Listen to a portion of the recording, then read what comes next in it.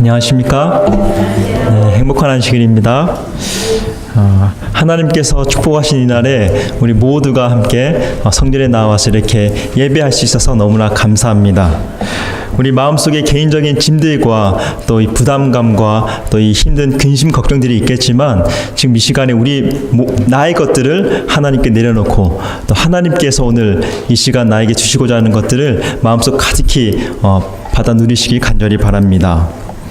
우리 예수님께서 수고하고 무거운 짐진 자들아 다 내게로 오라 내가 너희를 쉬게 하리라 이렇게 위로의 말씀을 하셨습니다.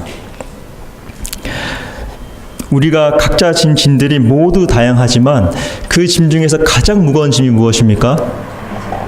뭐가 가장 무거운 짐입니까? 네, 죄짐입니다.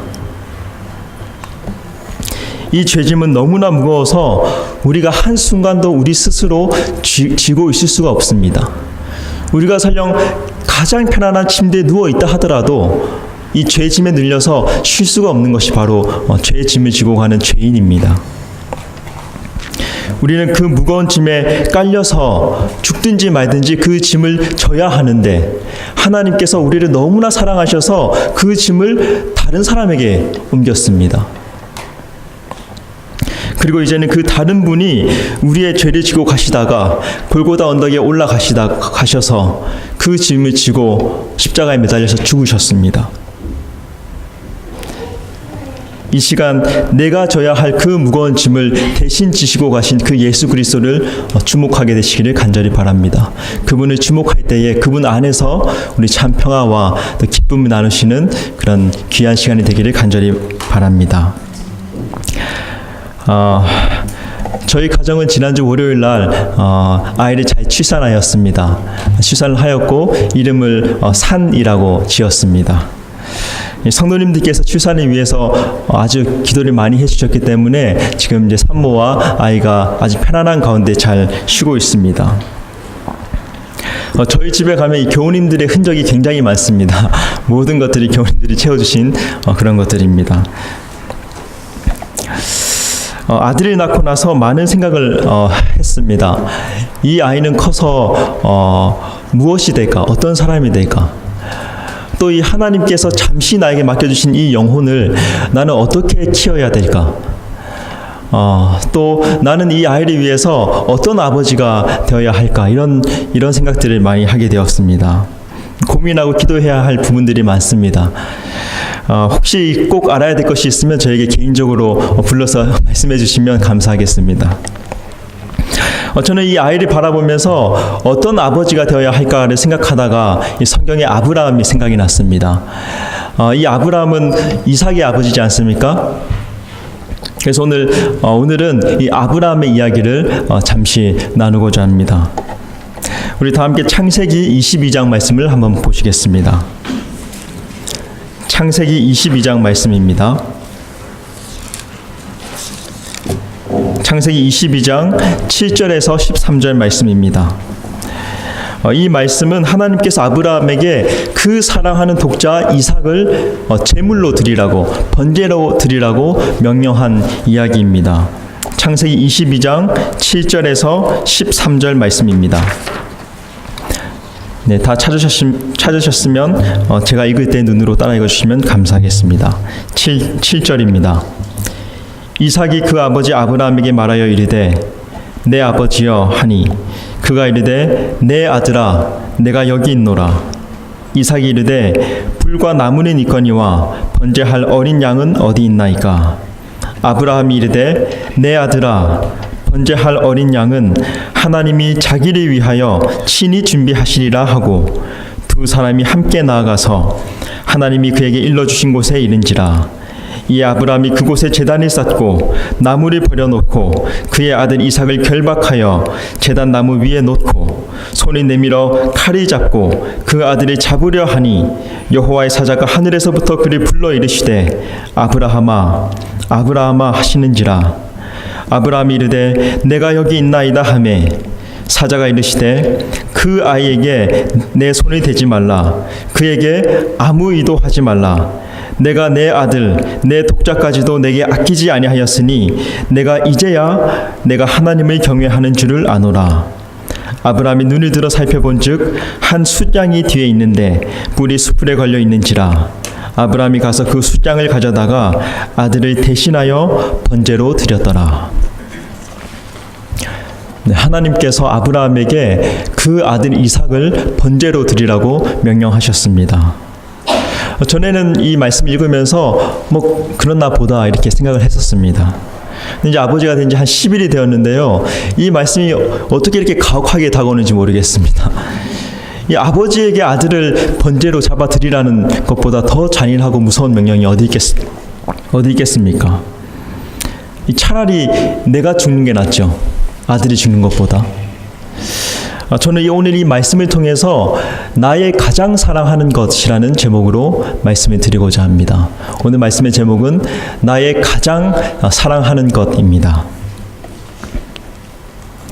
내가 이번 주에 내가 가장 사랑하는 것이 무엇인지를 생각하시면서 들으시면 더 좋을 것 같습니다. 우리 하나님께서 말씀을 통해서 성령께서 말씀을 통해서 우리 각자의 심령에 역사하시기를 간절히 바랍니다. 하나님께서 이 정말로 무시무시한 시험을 아브라함에게 주셨는데 이 시험은 아브라함에게 그냥 우연히 주어진 그런 시험이 아니었습니다. 하나님께서는 이 시험을 통해서 아브라함에게 이루시고자 하는 분명한 목적과 이유가 있었습니다. 그 목적을 이 시대의 소망 147쪽을 보시면 분명하게 기록하고 있습니다. 그 목적이 무엇이냐면 그로 가장 높은 표준에 도달할 수 있도록 하기 위해서 하나님께서는 이 지키 사람이 견디도록 부름을 받은 시험 가운데 가장 견디기 힘든 시험을 당하게 하셨다.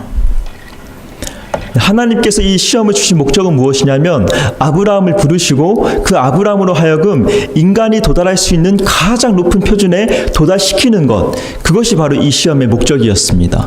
아브라함을 그냥 힘들게 하고 아브라함을 고통 주는 것이 아니라 이 믿음의 조상 아브라함을 세워서 그를 가장 높은 표준에 이르게 하는 것, 그것이 바로 이 하나님께서 아브라함에게 이 무시무시한 시험을 준 목적이었습니다.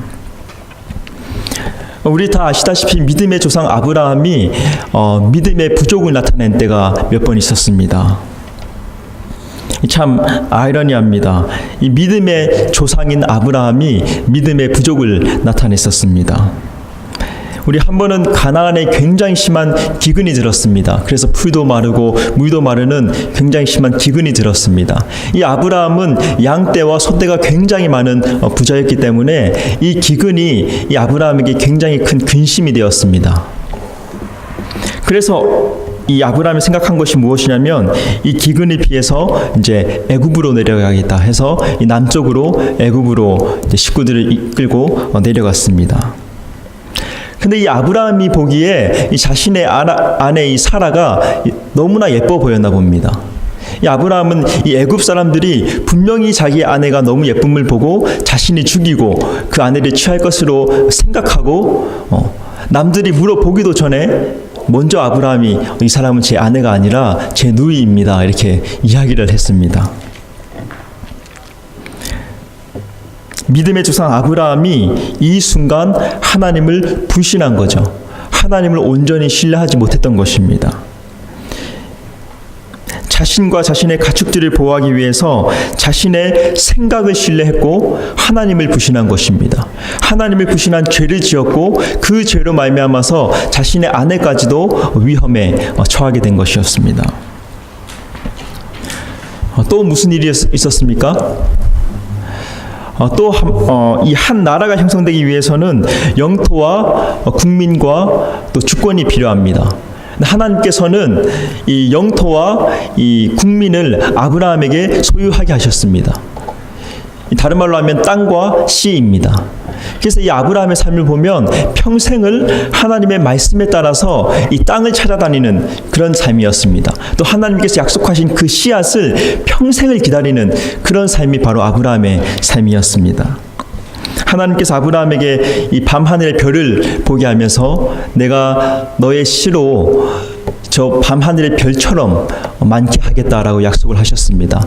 그리고 아브라함은 당연히 그 약속의 말씀을 믿음으로 굳게 붙들고 있었습니다. 근데 시간이 지나도 아들이 생깁니까? 아들이 생기지가 않았어요. 아브라함이 100세가 되었습니다. 아들이 생기지가 않는 것입니다. 그 예뻤던 아내 사라도 이제 나이가 들어서 할머니가 되었습니다. 생리가 끊겼습니다. 이 아무리 생각해도 상식적으로 이성적으로 생각했을 때에 이 아브라함이 아내와 함께 아들을 낳을 수 있는 그 조금의 확률이 없는 것입니다. 그는 그 순간 또다시 하나님을 불신하게 됩니다. 하나님을 신뢰하지 못하게 됩니다. 여전히 하나님께서 나에게 아들을 주실 것을 믿고 있었지만 하나님께서 정하신 그 때와 그 시간에 그 방법을 신뢰하지 못했던 것이죠. 그리고 자신의 상식과 논리로 생각하기 시작합니다. 그리고 그때에 그 아내 사라가 와서 굉장히 이성적이고 굉장히 합리적인 그런 방법을 이야기해 주죠. 그리고 아브라함은 이제 다시 사라를 믿고 하나님을 불신하는 죄를 범하게 됩니다. 이제 하나님께서 다시 아브라함을 시험하십니다. 이 시험을 실패하는 아브라함에게 왜 하나님께서 또 시험을 하십니까? 하나님께서는 그를 너무나 사랑하시기 때문에 그로 하여금 그 시험에 패배한 그 패배자의 모습으로 놔두시고 싶지 않았기 때문입니다. 그로 하여금 인간이 도달할 수 있는 가장 높은 표준에 이르게 하기 위해서 다시 한번 아브라함에게 기회를 시험을 통해서 주시는 것입니다. 그는 하나님의 백성의 조상으로 부름받은 사람이었기 때문에 그는 이 자신의 민족의 믿음의 모본이 되어야 했습니다. 그래서 그는 지금껏 인간이 받아온 이 시험 중에서 가장 무섭고 가장 극렬한 그런 시험을 받게 됩니다. 창세기 22장 1절 2절입니다.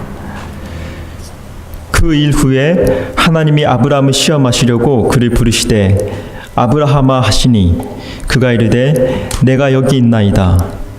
여호와께서 이르시되 내 아들 내 사랑하는 독자 이삭을 데리고 모리아 땅으로 가서 내가 내게 일러준 한 산 거기서 그를 번제로 드리라. 아들을 이 각을 떠서 죽이라는 말입니다. 이 평생을 기다려온 아들 이삭을 이 자신의 생명보다 더 소중한 이 아들 이삭을 죽이라는 겁니다. 아브라함이 그때 나이가 120세였습니다. 그리고 이삭의 나이는 20살이었습니다. 이 하나님께서 이 120세 되는 이 노인에게 자신의 20살 된 그 아들을 각을 떠서 번제로 바치라라는 명령을 주시는 것입니다. 이 평생을 기다려온 이 약속의 후사인 이 아들을 이 각을 떠서 죽이라는 명령을 받은 이 아브라함의 마음은 정말 이 공포와 이 두려움으로 덜덜 떨었습니다. 그 120세 되는 노인이 그 하나님의 명령을 듣고 무서워서 벌벌 떨었습니다. 아브라함은 다시 하나님을 불신하라는 사단의 시험을 받게 됩니다. 사단은 아브라함에게 기만당했다고 주장합니다. 이 성경을 들이대면서 하나님께서 살인하지 말라고 하지 않았냐고, 하나님을 불신하라고, 하나님을 믿을 수 없다고 이 사단이 아브라함을 계속 고소하고 있습니다. 의심과 고민 중에 그는 땅에 엎드려서 이 무서운 의무를 수행해야 할 것인지 주어진 명령의 확실성을 알고자 그 전에 결코 그같이 해본 적이 없는 간절한 기도를 드렸다. 아브라함이 그 시험을 받고 너무나 두려운 나머지 결코 그 전에 해본 적이 없는 그 노인이 땅에 엎드려서 하나님께 기도를 드리기 시작한 것입니다. 근데 기도를 드리면 드릴수록 내 아들 내 독자 이삭을 데리고 모리아 산으로 가라 하는 그 하나님의 명령이 너무나 강력하고 선명하게 계속 들리기 시작했습니다.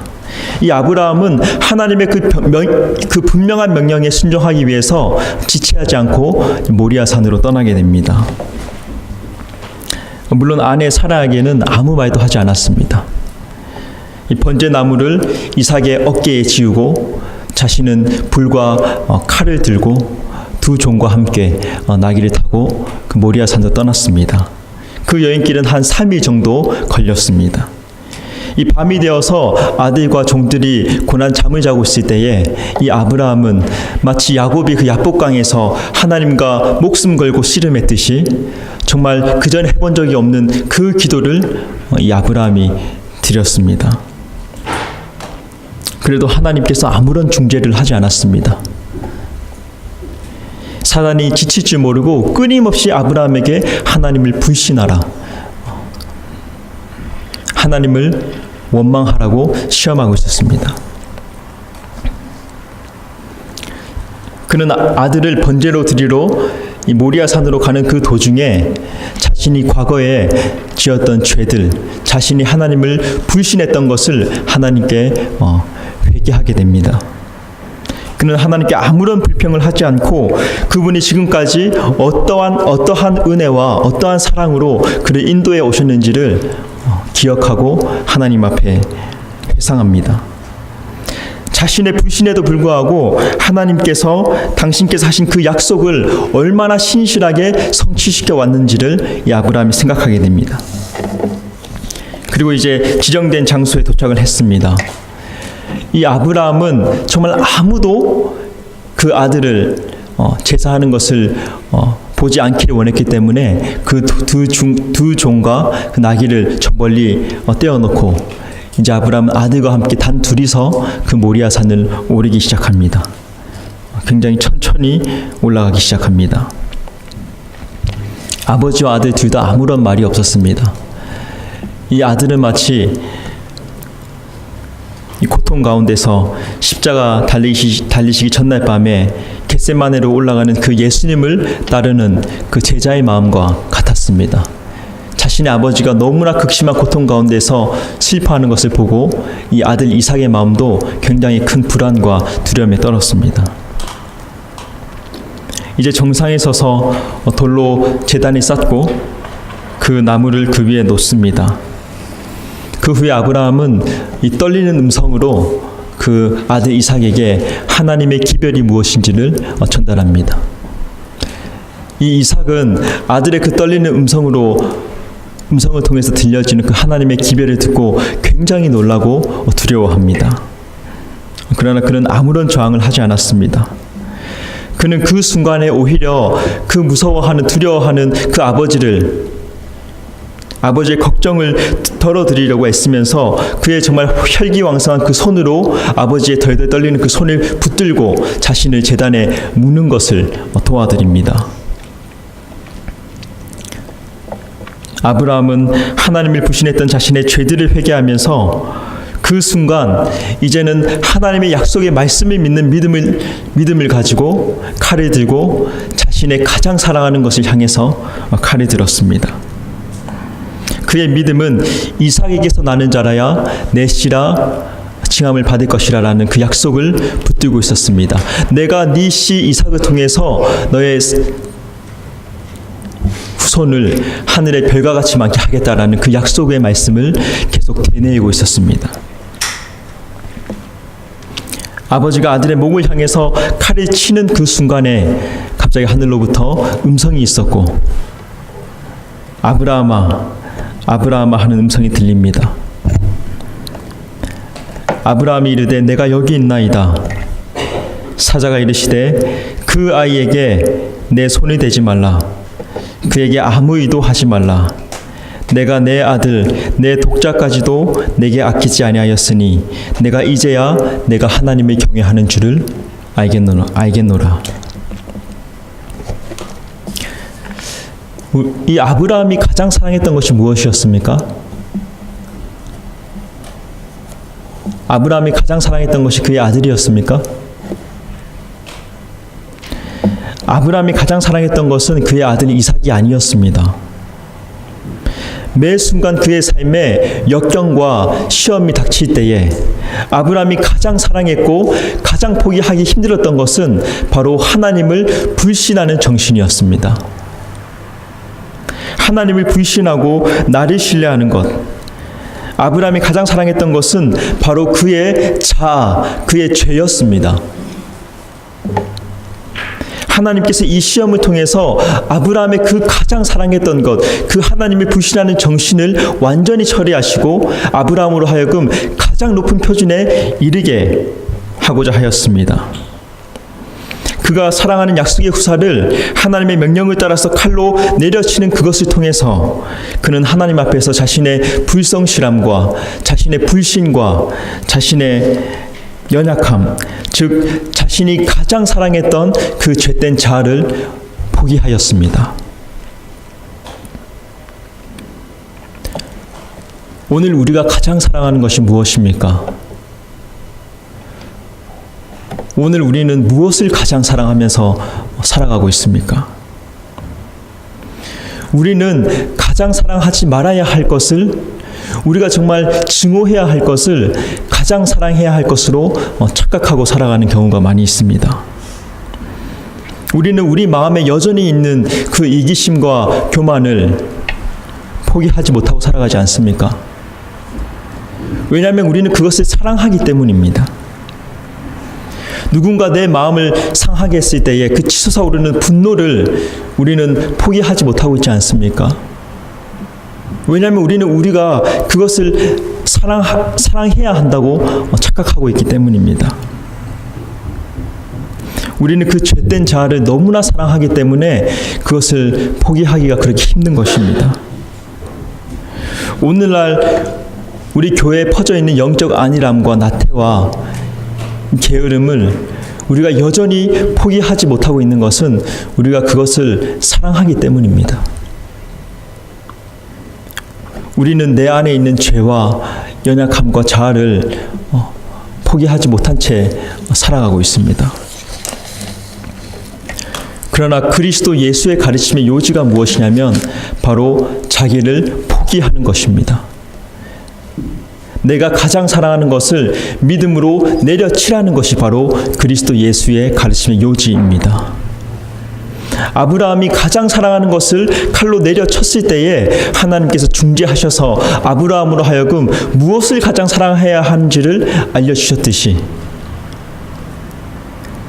아브라함으로 하여금 무엇을 참으로 사랑해야 하는 것을 가르쳐 주셨습니다.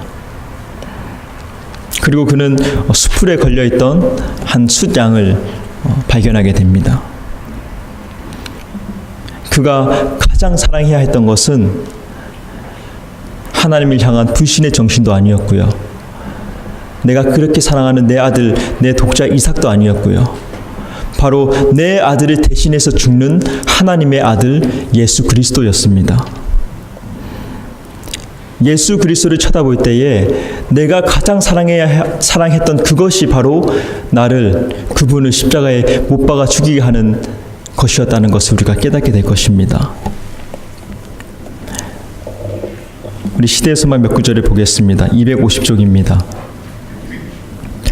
하나님의 동력자가 되고자 하는 모든 사람들이 첫째로 배워야 할 일은 자아를 불신하는 것이다. 20쪽입니다. 갈바리에서 비쳐나오는 빛으로 보일 때 자아를 부정하는 사랑의 법칙이 이 세상과 하늘의 생명 법칙임이 드러날 것이다. 280쪽입니다. 사람이 온전한 의미에서 그리스도를 믿는 자가 될 수 있기 전에 자아를 비우지 않으면 안 된다. 자아가 포기될 때 주님께서 사람을 새로운 피조물로 만드실 수 있다. 오늘날 기독교가 인기가 굉장히 많습니다. 우리 교회 생활이 재밌을 수가 있고요. 또 목사들이 인기가 있을 수가 있고 또 아주 잘 준비된 설교가 인기가 있을 수가 있습니다. 그러나 진리는 인기가 없습니다. 왜냐하면 진리는 항상 자아 포기를 요구하기 때문입니다. 왜 자아를 포기하라고 합니까? 왜 우리의 이 자존심을 내려놓으라고 요구하는 것입니까? 왜냐하면 그것은 우리가 사랑해야 될 것이 아니기 때문입니다. 그것이 무엇이 되었든 간에 내 교만이든 이기심이든 영적 나태든 게으름이든 안일이든 시기든 질투든 무엇이 되었든 간에 그것은 우리가 사랑해야 될 것이 아니기 때문입니다. 만약에 내가 나를 포기하지 못한 결과로, 내 죄를 포기하지 못한 결과로 내가 얻어맞고 내가 끌려다니고 내가 침맞고 내가 십자가에 달려 죽어야 한다면 누가 그것을 포기하지 않겠습니까? 내가 내는 이 성질과 내가 부리는 자존심과 여전히 지키고 있는 그 영적 안일함 때문에 내가 고통을 받아야 하고 내가 끌려다니다가 내 아들이 얻어맞고 십자가에 달려 죽어야 한다면 누가 그것을 여전히 품고 있겠습니까? 당장 갖다 버리죠. 그런데 우리는 나 대신 다른 분께서 내 짐을 지시고 내가 당해야 할 그 고통을 당하시고 끌려다니시다가 십자가에 박혀 돌아가신 것을 알고는 여전히 그 죄를 품고 있지 않습니까? 여전히 포기하지 못한 채 살아가고 있지 않습니까? 하나님께서 죄 많은 저와 제 아들을 살리기 위해서 당신의 아들을 죽게 하셨습니다. 우리 아들을 살리기 위해서 당신의 아들을 죽이셨습니다. 내 아들을 살리시려고 당신의 아들을 각을 떠서 십자가에 매다셨다는 말입니다. 그러면 우리는 이제 무엇을 가장 사랑하면서 살아야 하겠습니까?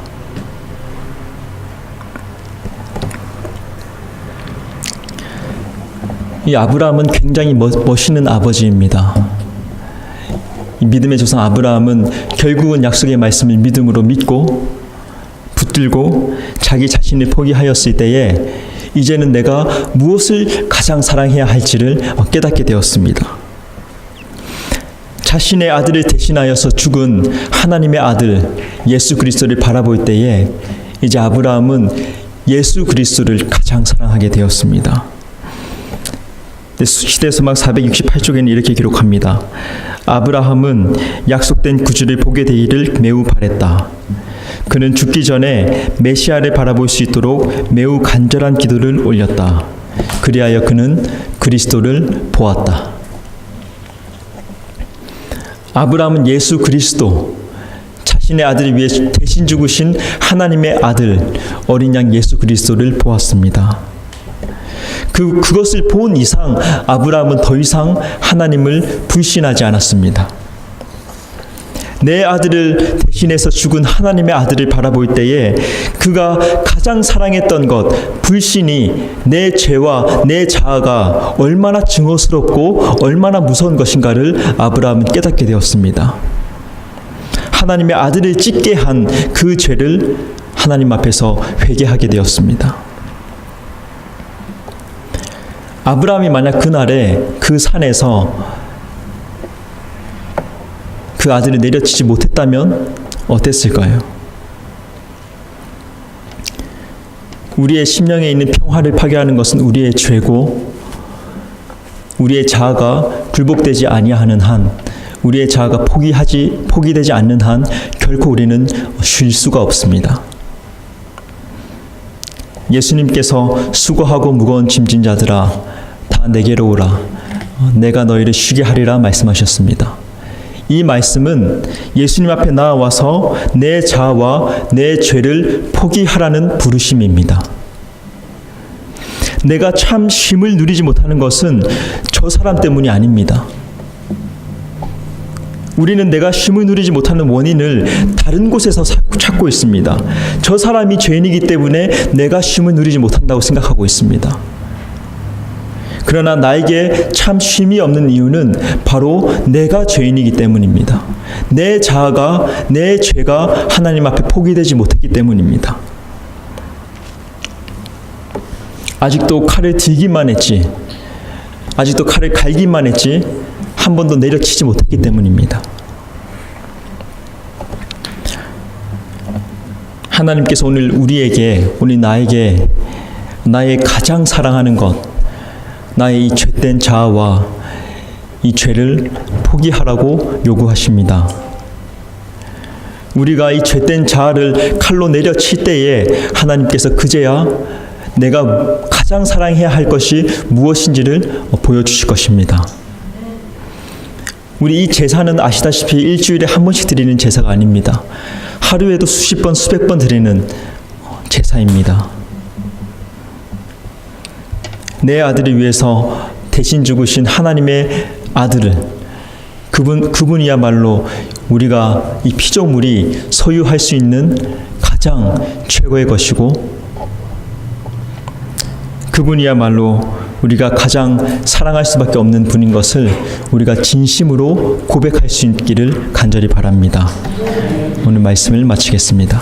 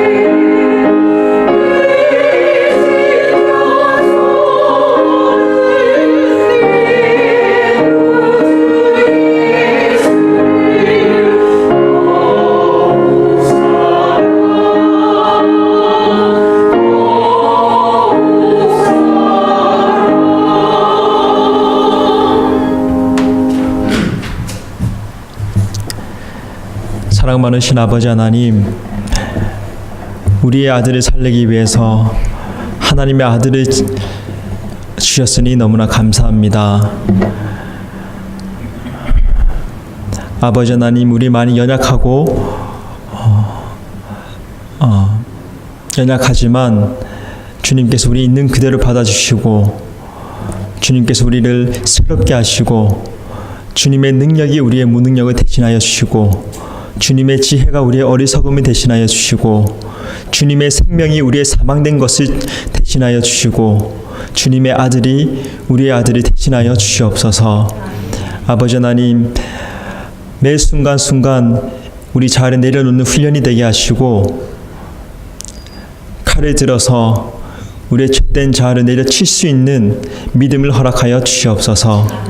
감사드리오며 사랑 많으신 예수님 이름으로 간절히 기도합니다. 아멘.